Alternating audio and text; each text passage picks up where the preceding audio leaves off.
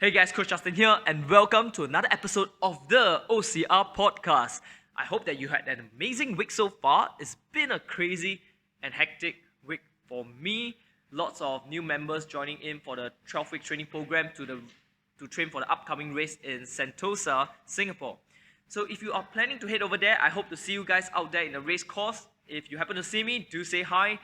So if you are based in Singapore and you are looking for a place to train, or if you would like to train with me, I am training a group of people for the race specifically. So do drop by my gym or drop me a DM and we can work something out together.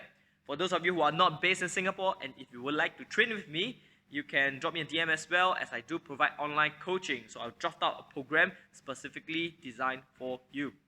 Alright, so before we get on with today's podcast, a big shout out to Urban Jungle Challenge. They are a local race based in Penang, Malaysia. Their upcoming race is on the 19th of April at Balik Pulau. So I did interview one of their coaches, Coach Roger, a couple of episodes back, and very, very interesting guy. So we spoke after the Spartan Race Ultra in Sarawak. Yeah, we talked a little bit about the Ultra event and we talked about Urban Jungle at the same time. So if you'd like to find out more what is Urban Jungle, do check that podcast out. Alright, so yeah, they did give me a promo code, and so I will be linking the promo code in the description below as well as their website. So if you're heading over or you're planning to head over, do check them out, use the promo code, and yeah, maybe I'll see you guys there as well. Alright, so that being said, let's get on with today's podcast. Alright, so for today's podcast, we are going to talk about injury prevention. So this is a really big topic.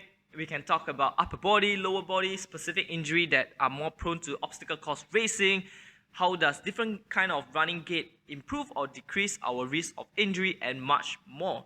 So today I'll be sharing with you guys a quick overview and how should we look at things to help you better program your workout to help you become a better obstacle course racer. Alright. So a few things that we will be covering today is minimum effective dose and specific areas of fitness or exercises that we can do to reduce our risk of injury. We will be looking into research paper as well, so this is going to be very, very interesting, and I can't wait to get started.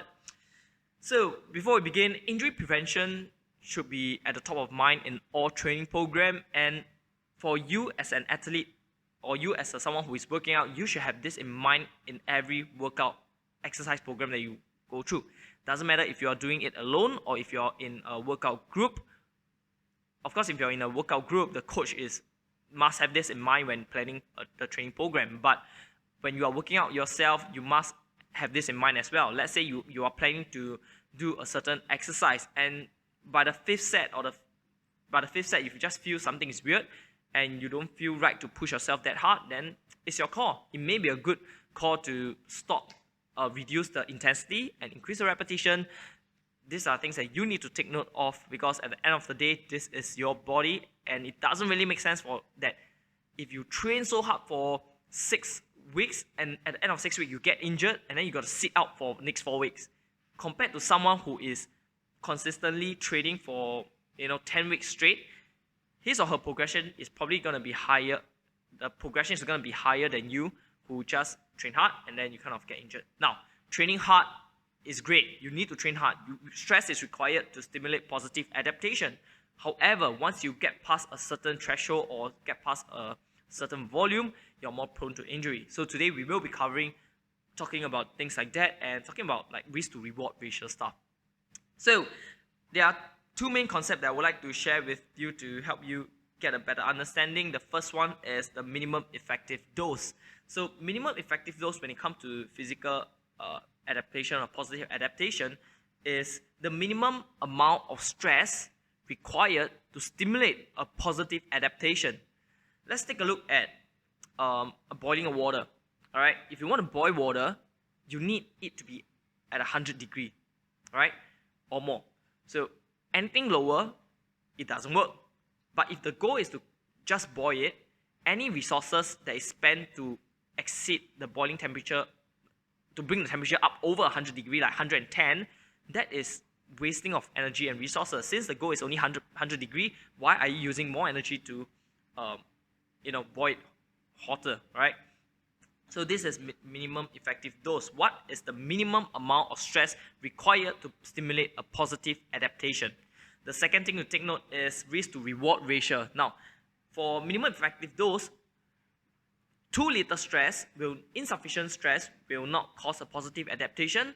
More stress, more adaptation, that's great, but to a certain extent, because once you pass a certain threshold, like I mentioned just now, you're gonna get injured. So your risk, this is where we look at the second point, which is risk to reward ratio. How much do you want to push yourself past the point of after that minimum effective dose? Because the more you push, the more result you're gonna get. But okay, think of it as there's a chart, and you're gonna draw two curved lines. The first curved line is gonna start off relatively steep and it's gonna flatten out over time. Alright? So this represents the amount of gains that you will get. At the start, you're gonna see significant improvement, but over time it's gonna kind of like, it's not gonna get as much return as possible. Think of it as the law of diminishing return. Over time, the return is gonna get lower and lower. Same thing. Spike, initial steep spike, afterward kind of flatten out. The second curve that you're going to draw is going to start off relatively flat, but still at an incline. But after a threshold, it's going to significantly increase. Alright? So this is your risk of injury. Think of it as running. When you're running, let's say you're used to running 1K, alright? You run 1K very often. Sorry, you run 1 hour very often. So when you're running, if you run any distance below 1 hour, you probably wouldn't get that adaptation. If you look at the weekly mileage, monthly mileage, you're staying the same, you're not going to see a positive adaptation. However, once you surpass that mileage, you're going to start to see a positive adaptation. However, if you were to increase your mileage, you were to double up your mileage in a single week, then you are at a risk of a higher injury. Alright, so that's why a general guideline for how you should be increasing your training volume is for running mileage is about 10% a week. Now this is not written in stone, it's just a rough guideline. When your volume is relatively small, you can increase a bit more, but when it's relatively high, you want to decrease the incremental volume. For weightlifting wise, is a bit tricky. It boils down, there are a lot of factors that we can look at, such as, is it a compound movement, is it a single joint movement, such as, is it a bench press or is it a bicep curl, and your training experience as well, your training age. So few factors we need to look into, but a general guideline is anywhere between 1.25% to 5% incremental in weight. Alright, so those are the guidelines that can help you give you a better understanding of how much weight should you be increasing over time, or volume over time. So another thing that I want to bring up is regarding that is related to the risk to reward ratio is when you load up too much over time, you're putting yourself at a higher risk of injury. More doesn't equal better over here, right? More equal to increasing your risk of injury. So mixing of program. So some of you might be on 2 programs at the same time or 2 different coaches. Now, if you have 2 coaches that are working closely together, super. That's very, very good because both of them might be specializing in 2 different areas, such as one might be a strength and conditioning guy, the second one might be a technical guy. So if both of them are working close together, that's great. However, the problem comes in when both of them are not working together, or worse, they are not even, they may be communicating, but they are not 100% at it, or worse, they are not even talking to each other. Right? They are unaware of another coach. So try not to mix up program. Best try to stay with one coach. That's why when anyone who want to train with me, I will advise them that, are you guys training with another person? Because I don't want you guys to overtrain, because this is a real problem that you can have. Because I might push you to a certain extent. If you don't tell me that you have another coach, I will push you to a certain level. But if you were to add on another training program on top of that, one might work great, the other might work great alone. Alright, but when you combine both, chaos is gonna happen. So these are things that you need to take note of. Alright, so I hope that you got a better understanding on how you can better manage your training program to reduce your risk of injury with the information that I just provided. So what's gonna happen right now is I'm gonna bring out some research paper that I came across recently and which I find really, really interesting. So while I was reading some papers, this came across, and it is basically a recent research done in 2018. All right, the objective of the study was to find the effectiveness of multi-component exercises on lower body injury prevention program. All right, so the objective is to find out what kind of exercises, what kind of combination of exercises is best to reduce your risk of injury for the lower body extremity. So take note that this research paper is based on team sports and it is based on traumatic injury, all right, and not overuse injury. But I will be sharing with you guys my point of view and what my takeaway from it and how can we incorporate the information provided in this research to obstacle course racing. So this is an umbrella review. Now to sidetrack a little bit, for those of you who are new to reading research paper, there are many types of research paper out there. There are types of research, and some are very weak, some are a lot stronger. A lot of factors that can affect the outcome, such as who is funding the research, is there any bias, is there, how is the testing method being drafted out, and how many number of subjects are there. So to give you guys a quick overview, research paper can be split into three main categories. The first one is observational study, the second one is experimental study, the third one is evidence review. All right, to keep this in mind, the research that I'm about to share with you is an evidence review, which is like a meta-analysis where they look into a lot of study and it came up with their own, by combining the numbers of so many research it is much stronger. They kind of filter out what's wrong, cross-reference each other to see what's wrong and come up with a conclusion. Okay, so this is what it is. To sidetrack a little bit furthermore, just to let you guys know on how, to give you guys an example of how research can screw up sometimes, is that, for example, if I design a training program and I say that it's the best training program in the world, and I use this training program and train athlete X become podium, all right? And then I say that this training program has a 100% success rate. It's true, right? When 1 is equal to 100%, 1 become podium, 100% success rate. Now, while that is true, it's not, there are a lot of factors that can affect the outcome. For example, it could be the athlete genetic, it could be this athlete might be on another training program that gives it the result, and there could be so much factor that can affect the outcome. But if I were to do a research, do a test on, if I were to train 20 people, and out of the 20, 60% to 70% of them came in podium. Now, this is a much higher, stronger indicator of the success of my training program than when there's only one subject, because numbers come in. There are less variables on the second group. Okay, so these are the things that we need to take note of when we read research paper. All right, so that being said, let's get back on to the research. So in this research, they tested 8 factors or 8 training areas that you can work on to reduce your risk of injury. The first one being strength, referring to maximal strength. Second one is agility, which is sport-specific drills or running. Third one is plyometric, like jumping or rebounding, like depth jump or triple jump. The fourth one is balance, working on your stabilizer muscle, be it on an unstable platform or on a stable platform with single leg exercises. Fifth one is stretching, lengthening of the actual muscle. Sixth is technique, jumping and landing techniques. The seventh one is warm-up, which include aerobic exercises or non-specific basic warm-up exercises such as jumping jacks or jogging. The last one is functional activity. I don't really like how they name it, because functional activity comprises of all non-specific exercises found in the program. So basically anything that is not categorized in the first 7 is dumped here. Alright, that's why this is a very, very vague and not a very good representative of functional training.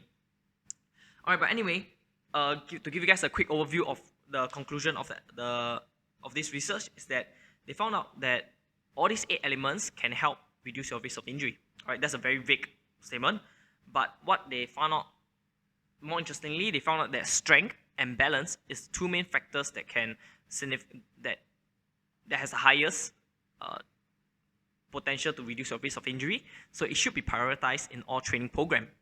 So strength and balance. Balance referring to stabilizing muscle. So interestingly, they found that stretching, lengthening of the actual muscle does not reduce your risk of injury. Having additional range of motion is not correlated to reduction of risk of injury. So personally, from my point of view, is that I still think that we should incorporate stretching into our training program, because every sports require a certain range of motion. For example, hurdles require roughly 110 degree hip flexion, runners roughly 90 degree, and if you don't have that range of motion, it's gonna hinder and put you in a greater risk of injury based on the demand of the sports. But if let's say if you don't have that range, stretch till you have that range and then stop. More doesn't equal better over here. So once you have that range, work on strengthening and the stabilizer muscle and your overall strength. Okay. So another thing that they found out was that balance training as a single component, means balance training alone did not reduce your incidence of knees ligament injury.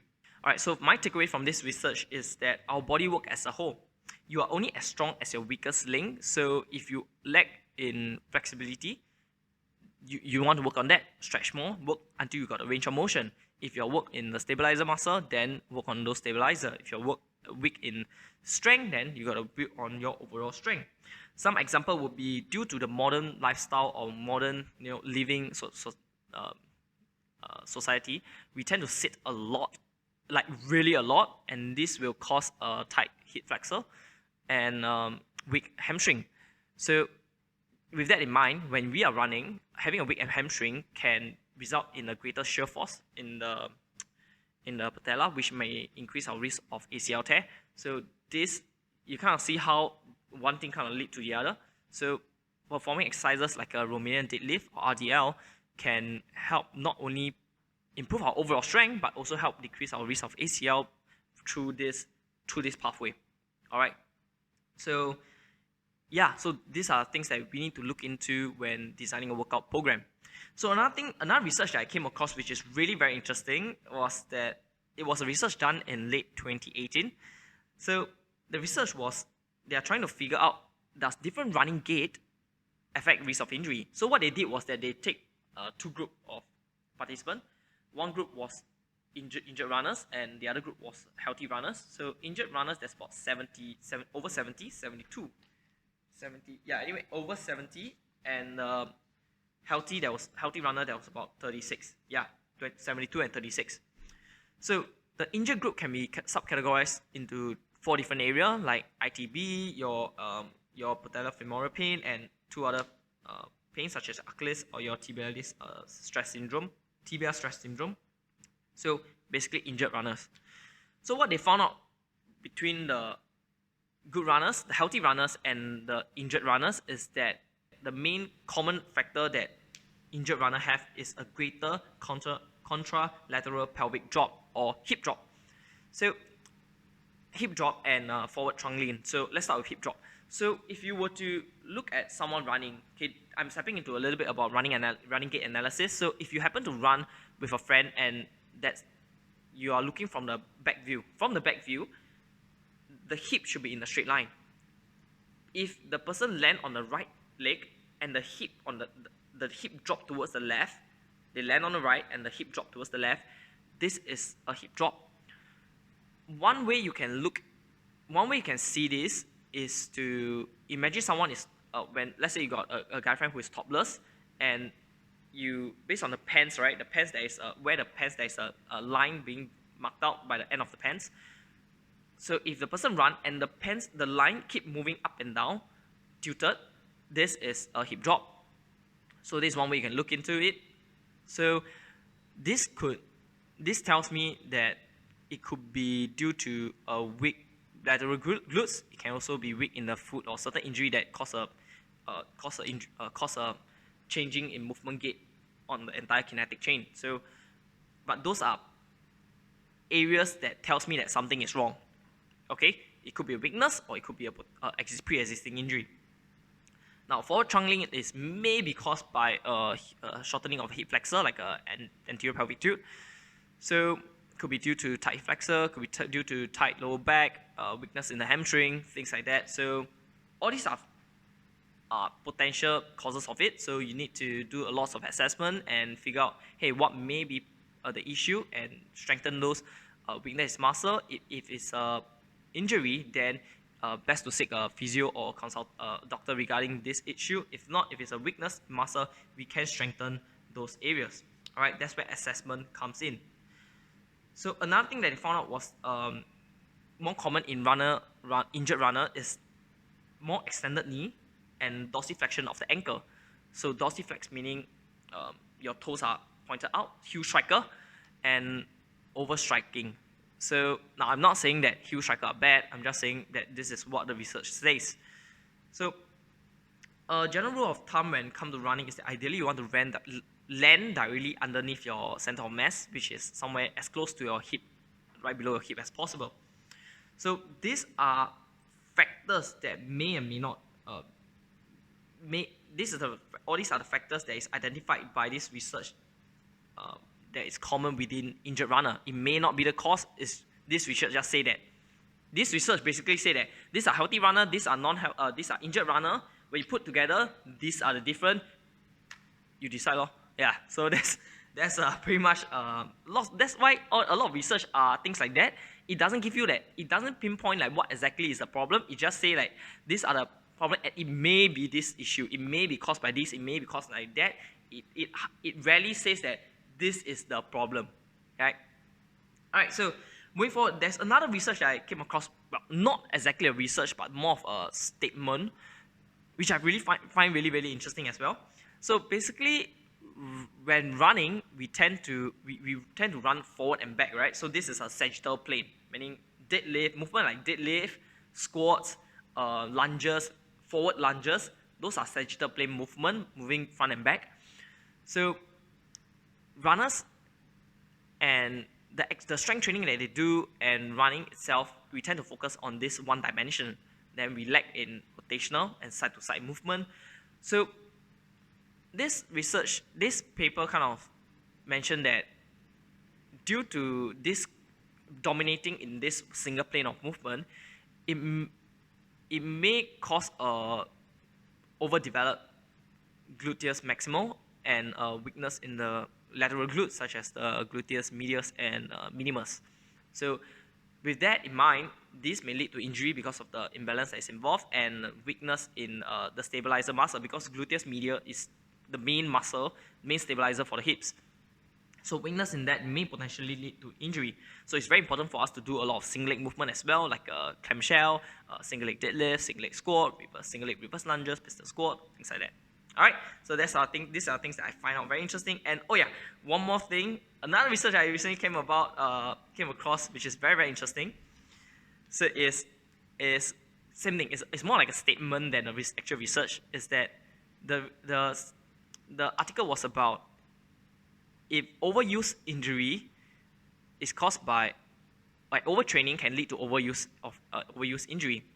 So should undertraining be viewed as the same way? Now this is very, very interesting because it kind of stir up a different ways of thinking at looking at things, which I think is very, very important for coaches to understand, because there are no one way to do it. Whenever when we say something, whenever a new concept or idea or methodology is being introduced, we should keep an open mind and think about why did the person say certain stuff, and see how we can incorporate it or improve on it, or what we can learn from what he or she said.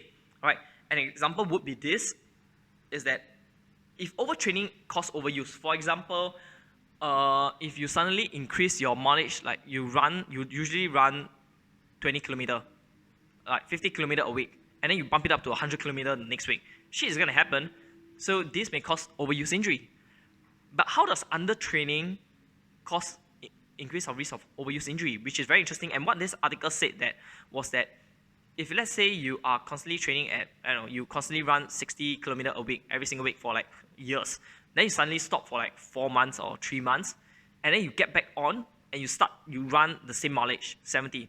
It's the same as what you've been doing for the past couple of years, but because there was a sudden under training area and you suddenly bring it up, this may increase your risk of injury, which is a pretty interesting way that kind of like that got me thinking on how we program in certain area. And yeah, let's say if you are someone who is in this situation where you don't work out for a long period of time for whatsoever reason, be it work, be it injury, getting back on, you might want to reduce your volume at the same time. All right, don't jump back onto where you left off when you were healthy. All right, so this is just the things that got me thinking. I just want to share with you guys. All right, personally, I just find all this kind of stuff so interesting. Anyway, that brings us to the end of today's podcast. So what's gonna happen right now? Some of you guys submitted some question, and I'm gonna answer it with you guys. Honestly, take note that all these are not script, and that's why I might get stuck a little bit. So the first question is running or obstacle, which is more important?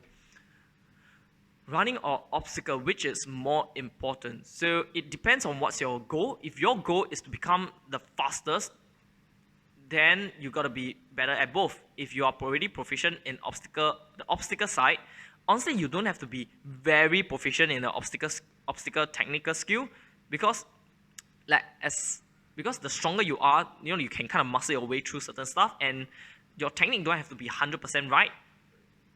Such as let's take a look at the monkey bar or multi-ring or rope climb. Right? Even if your technique is shitty, you can kind of wiggle your way through and cross the obstacle. So if you want to be really good in, you want to get podium in your age category, then you got to be really good at running, because those guys are fast. You need to be fast.